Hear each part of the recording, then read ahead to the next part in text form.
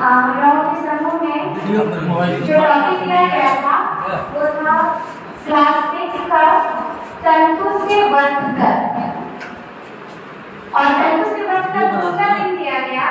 इसमें बच्चे जानेंगे कि कपड़ा कैसे बनता है।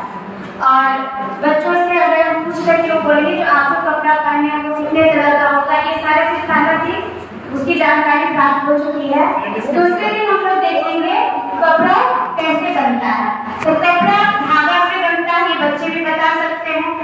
फिर धागा किससे बनता है? रेशा से। और रेशा कहाँ से प्राप्त होता है? तो हम बता सकते हैं रेशा पौधों से भी प्राप्त होता है और जंतुओं से भी प्राप्त होता है, जिसे हम लोग बोलते हैं प्राकृतिक तंतु। और आजकल मानव द्वारा भी रेशा बनाया गया है, जिसे हम लोग कृत्रिम रेशा या मानव संश्लेषित रेशा भी कहते हैं। प्राकृतिक तंतु में हम लोग भी बताएंगे कि पौधे में कौन कौन सा रेशा प्राप्त होता है पौधे से। तो कपास और जूट, कपास से सूती वस्त्र और जूट से जूट का बोरा वगैरह जो भी है उसका। और आजकल बहुत ही महीन रेशा तैयार करके जूट से वस्त्र भी बनना शुरू हो गया है।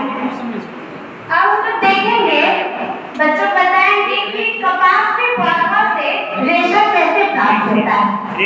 कपास का पौधा जब मैच्योर हो जाता है, उसका फूल जब मैच्योर हो जाता है तो फूल रुई के गोलक के रूप में परिवर्तित होता है। फिर उस रुई के गोलक से रुई निकालकर उससे रेशा निकाला जाता है। इसका हम लोग एक एक्टिविटी कर सकते हैं। ये रुई से रेशा निकाल के हम लोग फिर ये धागा बनाते हैं। एक करके धागा बनाए तो धागा से फिर रेशा से धागा बनाने की प्रक्रिया को हम लोग कटाई करते हैं। और धागा से फिर वस्त्र बनता है। वस्त्र कैसे बनता है? बुनाई और बंधाई के द्वारा। और इसका हम लोग प्रयोग करके दिखा सकते हैं। बच्चों के पास क्लासरूम में जो नोटबुक है, नोटबुक से रफ नोटबुक से वो पतला पतला स्ट्रिप्स काट करके और बना सकते हैं। ये जैसे हमने करके दिखाया है, पतला स्ट्रिप्स कट करके और जैसे चटाई बनाते हैं तो बच्चों को ये आइडिया होता है चटाई कैसे बनता है, वो देखते हैं और फिर वो चटाई की तरह ऐसे बनता है, हम करके दिखाए। और इस तरह से आपका वस्त्र तैयार होता है। बुनाई और बंधाई के द्वारा वस्त्र तैयार हो जाता है।